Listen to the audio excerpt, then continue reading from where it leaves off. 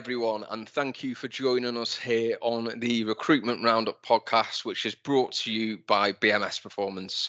For those of you that are joining us for the first time, BMS Performance is a specialist sales and marketing recruitment consultancy. For the last 30 years, we've been helping businesses across the UK recruit for vacancies at every level.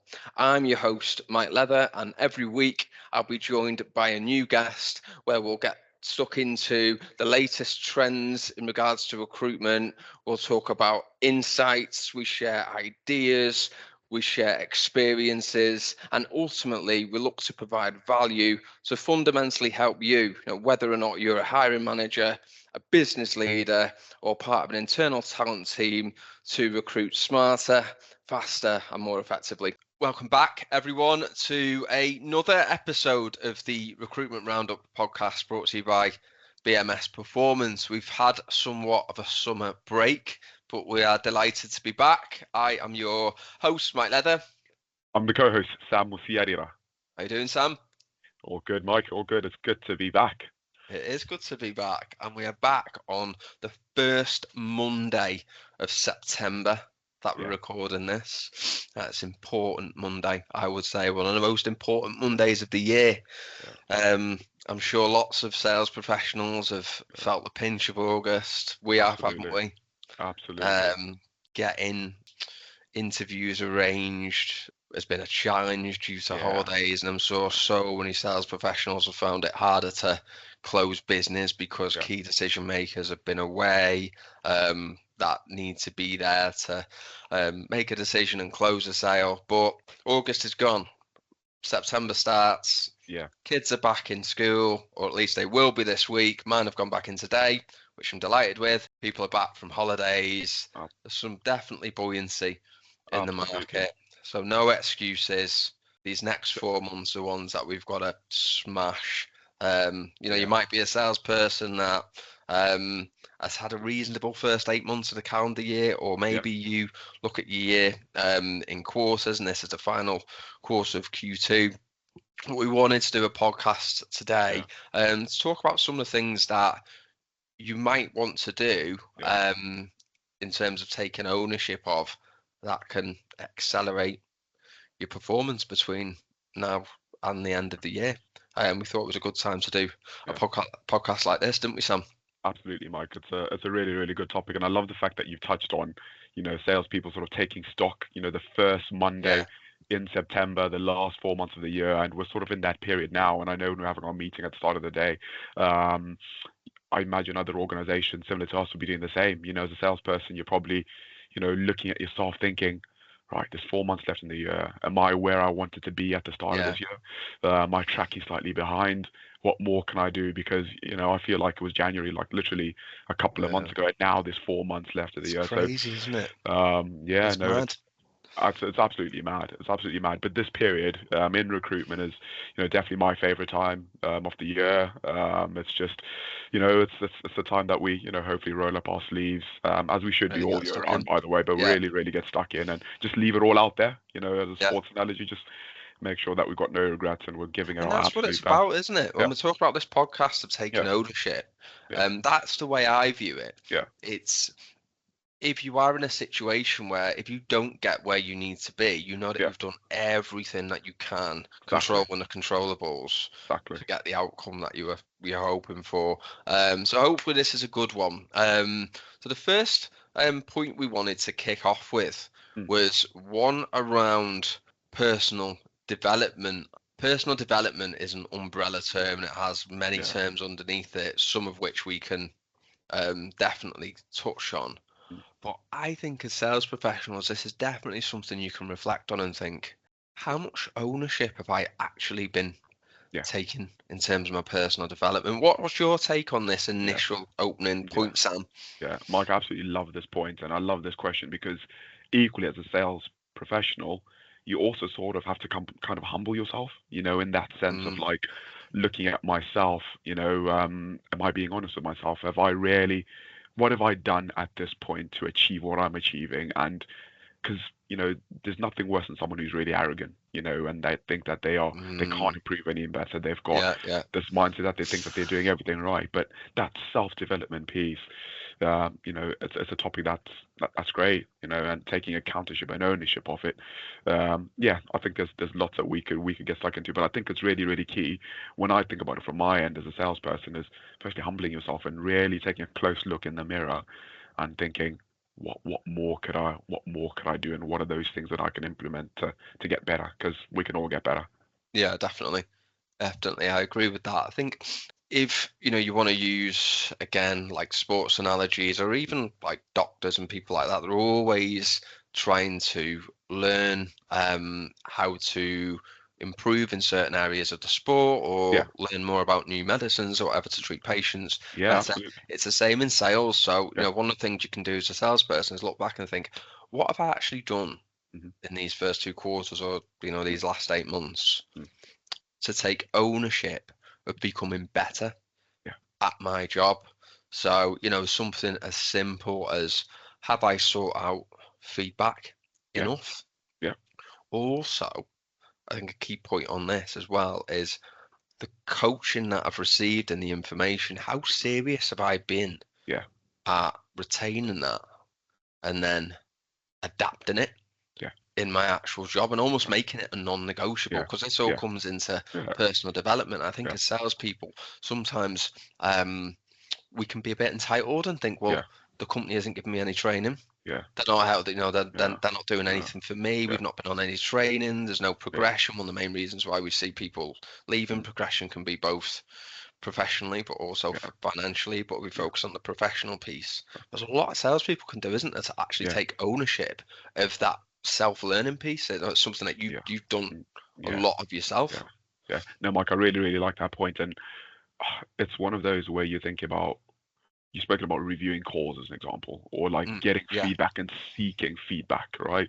Um, Feedback is a beautiful thing to be able to do and to be humble, you to humble yourself and ask a question, right? But then the key thing that I think, some sales professionals sort of tend to fall down on is once you've been told what you're doing wrong or what you could improve on, what am I doing with this information to get yeah, better next time? yeah, And that is such an important point where, I really like the fact that you've said, some people maybe take this kind of thing for granted, or they aren't sort of looking in the mirror. But it's one thing to ask for this feedback, ask to review. So what are you going to do with the information that you've been given? You performed this well on this call, you've done this at this yeah, last meeting or this last, you know, tender submission, whatever you've done. How yeah, could we take that on and improve on it? So yeah. two excellent points when we speak about that personal development piece.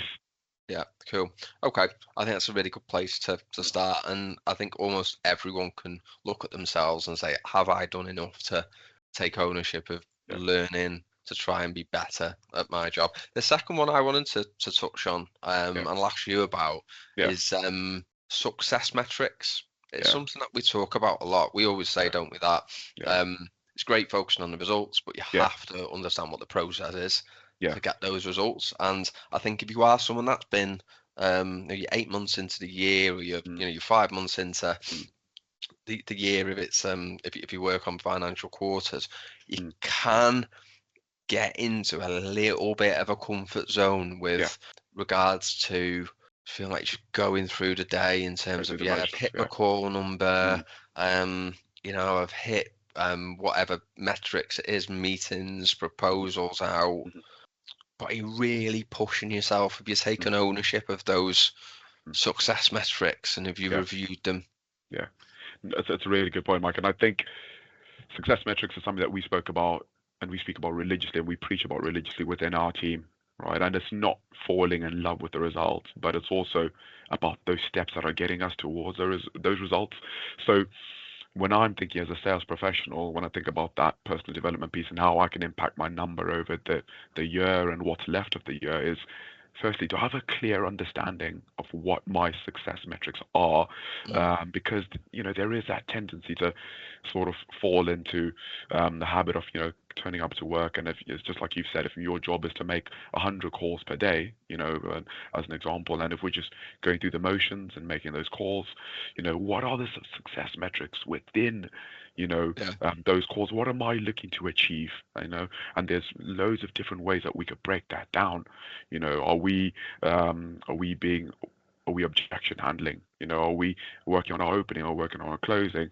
Are we and it's something that we just need to consistently keep doing. So that falls, a real big part, of wanting to make us improve for the last part of the year, breaking Okay. those goals down. So you've just touched on something there where I wanted to take like a slight detour, and I'm glad you've gone in that Yeah, direction. You talked about objection handling. So yeah, I wanted to, at this point, explore like prospecting strategies yeah, as well. Sometimes people will be told to execute a prospecting strategy in a certain way, and I'll just keep doing it. yeah, So I think now is a good point to reflect on and yeah, take ownership of that prospecting strategy. Like, what yeah, does it involve? Is it yeah, multi-channel? yeah, How innovative have you yeah, been in your yeah, assessment of what's yeah, working and yeah, what's not? Are you just yeah, coming in and thinking, oh, I'll just keep trying this. I keep trying yeah, this rather than actually thinking, yeah, what else can I do to yeah, get like the outcome that I want? yeah. Because it falls into the success metrics, doesn't it? Absolutely, absolutely. And it's all about sort of taking stock as to what have we achieved at this point using this approach this far into the year, and also, looking at that, where are we falling down? Where are we succeeding? And where else could we look to improve? So then the key thing is consistently, making sure that we're looking to improve. Is a multi-channel, is a single channel? Where are our wins? Where are our losses? How much time is it taking? How many touch points is it taking? And really looking at those minute details now, and looking out for those trends so that we can either avoid them or keep using them if they're being successful. So what advice then as someone that's very much in keeping with a Yeah, variety of different yeah, prospecting strategies, like yeah, obviously you cold call, yeah, use LinkedIn. yeah, What advice would you give to someone if someone came to you and said, yeah. like I know I need to look at what I'm doing in terms Mhm. of my prospecting. Yeah, I'm getting some results, but I yeah, know it can improve. It's something I yeah, want to take ownership of. yeah, What would be some of the things that you would say to them if they said that yeah. to you?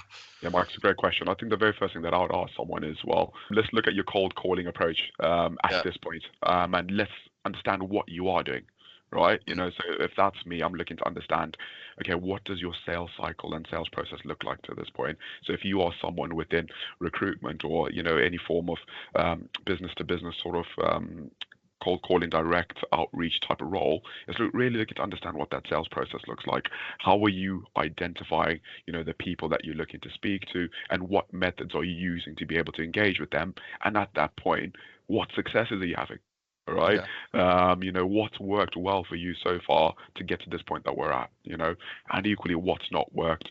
And, asking that question, when the things that have worked out for you, has it been like maybe a unique, different type of outreach? Has been maybe video? Have you received a response to that? Have we taken notes as to when that response sort of came through, and what have we done with that information? So I'm a massive advocate of always taking stock, with where you're up to and what you're at, and only then can we then look to improve on, what you want to do going forward. Because Yeah. without that, without that measuring ability, we don't know. We're trying everything, and we don't want to be trying everything. We want to be purposeful.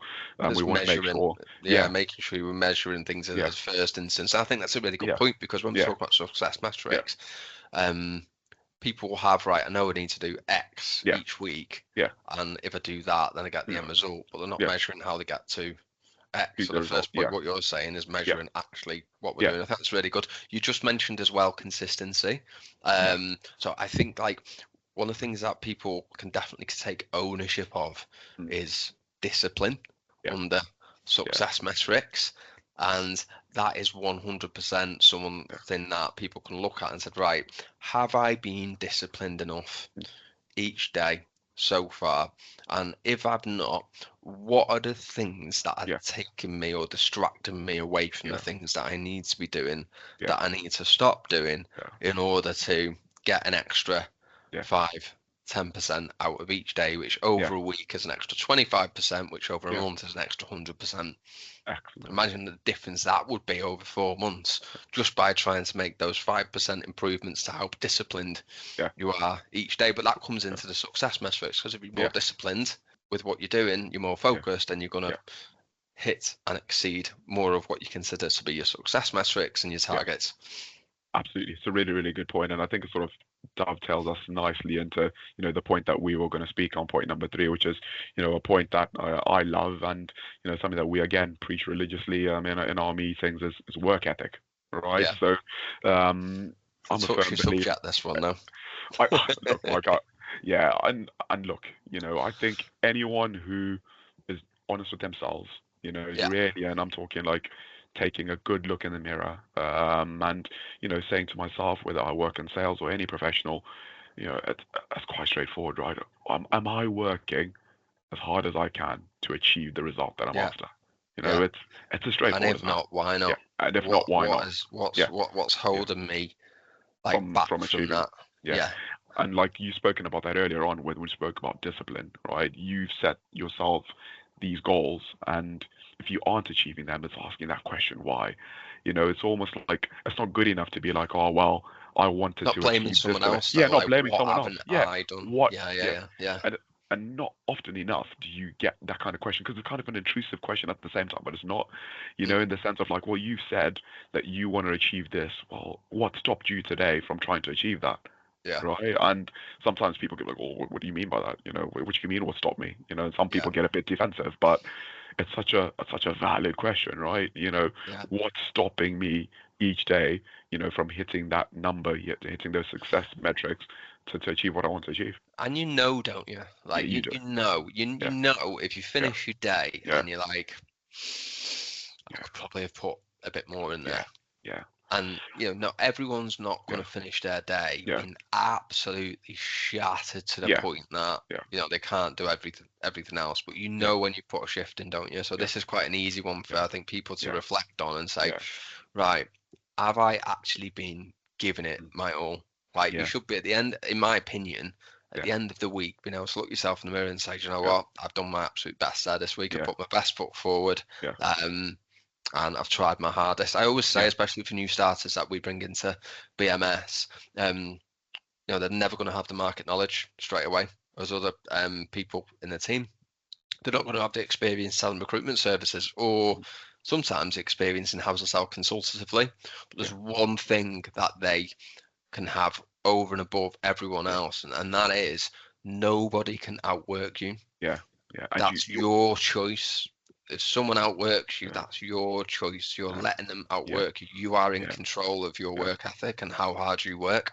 Yeah, and that's such a big trait. And when we speak about work ethic, regardless of market conditions, if you've got that work ethic and it's that's something that you're used to and that's what you live and breathe, that's what makes all the difference. I remember back in my sort of rugby days, and we used to have we'd be playing certain church rugby drills, and if you drop the ball, the coach would be like, oh, well, you've dropped the ball, it's a knock on, it's a turnover of possession, so you need to run laps around the field sort of 2-3 times, and I know this is quite extreme, but if you bring it back into sales, and it's like, well, I've said to myself that I'm going to make 100 calls today, all right, but I look at the end of the day and it's 4:30 and I've done 50 or I've done 60, right? Surely fully well that you've not reached those metrics. So the key thing is you can never be outworked. Take pride in your work. Take pride in holding yourself accountable. And regardless of how knowledgeable you are, regardless of how talented you are, to an extent, right? There's a saying, hard work beats talent if talent doesn't work hard, right? Always true, though, isn't it? Yeah, absolutely always true. It's always true. I love that, and I think people can take a lot from that. So the fourth point I wanted to touch on is one around mindset. Yeah. And I think when people have a challenging time, or maybe some decisions, sales don't go their way. Things happen, like outside of work, like life happens. It can be very easy to switch into a fixed mindset and taking a step back and reflecting on taking ownership. Right, if I can look at the last 5 months or 8 months, what type of mindset have I been in? Has it been in the fixed mindset? Or has it been in the growth mindset? And growth mindset is where we want to be, and we've done a whole podcast on this. We can put a link in the show notes to that one, to growth mindset. But it's really about being able to look at everything that's happening and see it as an opportunity to improve, to take positive from it, and not to be in a situation where you're blaming other people and blaming unexpected things as a reason for you're not being successful. So I think that's a really important point of growth mindset. I don't know if you'd add anything more to that, Sam. No, Mikey, that's absolutely bang on the money, right? Fixed mindset. You've obviously touched on things that have maybe limited someone's beliefs and perceptions, but also it boils down to even things where, like, examples as to maybe when you've missed out on deals, like it's always like, oh, maybe marketing didn't help me with this, or like the mindset's key. It's absolutely key. And you've touched on, looking back on the year, have I had that fixed, rigid way of thinking where I'm thinking, or it's always going to be this way. It's always going to be this way. This is going to happen. Just seeing, I always think if you're in the fixed mindset, you always see black and white. Yeah, you always see black and white situations rather than sitting in the grey. Being optimistic. I mean, the very idea of taking ownership can only happen if you are someone with a growth mindset, because otherwise if you've got a fixed mindset, then I can't take ownership. It's everyone else's fault. It's the market's bad, my product's rubbish, I'm not getting the support from a manager, I'm not getting any training. The very idea of ownership is growth mindset. So definitely a good one for us to put in there. The final one, Sam, was one that you talk about a lot and you wanted to plug in here as point 5. Yeah, absolutely. And I think it's probably quite, pertinent from my end because I've just got married, right? So as sales professionals, what are our goals outside of work? What are those intrinsic factors that are ultimately, driving us and pushing us to want to achieve the goals that we're after? So, back to obviously my example of, my wedding and all that kind of stuff. Like I've had that and I've known that that's what was coming, and that's subconsciously something that's always been pushing me and driving me. And it's important for us to have these goals in and outside work that are really pushing you to want to achieve success. So that's my example from within that. But within yourself as a sales professional, you could have other things that are ultimately driving you to achieve those goals, be it buying a new house or like having a certain way of living, going on certain holidays. But I think it's important for us to have these tangible goals outside of work. Yeah, and I think it's such a simple but really effective point. And it can easily become something that gets lost amongst the chaos of like the job that you're doing, stress that might come with the job and things outside of work. You end up losing a little bit of sight of what these what you got in it for. Goals might be. So I think now is a really good time to just reflect on that. I think, right, what were my goals coming into this year? Financial goals, even could be professional goals, whatever it might be, and how much have they been at the forefront of my mind as a stick to help motivate me? Some of the things that I've said to the team, and I've done myself, is I've printed out pictures, or I've asked someone to put a screensaver of something that they are aiming to achieve, as a way it's always there. It's front of mind, because if you take an ownership of that, then on the days when you might feel a little bit less motivated, it drives you. Use it as it's an anchor point. It's like, right, not feeling it 100% today, but because I'm ruthlessly disciplined, going back to the previous point, and I've got really good work ethic, I can use that, and that can push me through. So I think it's just so important. Something that you talk about a lot when we're working with entry-level salespeople, being able to talk about the reason why they want to get into sales is because of certain financial goals and achievements. And I think sometimes as you get more and more and more experienced, it doesn't get talked about enough. And I still think it's as important, whatever stage you are in your sales career, actually being able to look back and think, well, step back and think, right, what am I actually working for? What am I wanting to achieve? Because that's going to drive everything else. So I think that's a really good way to finish it off. Absolutely, absolutely, Mike. I love that point. I love that point. In previous episodes, you will have noticed that we've been doing, back and forth with Mike and myself in terms of interview questions and sales, interview prep type bits of feedback and tips from ourselves. So, yeah, Mike, I think it's your week this week where My you are turn, going is to be it? sharing your Yeah. interview, question of the week. So, yeah, what have you got for the audience?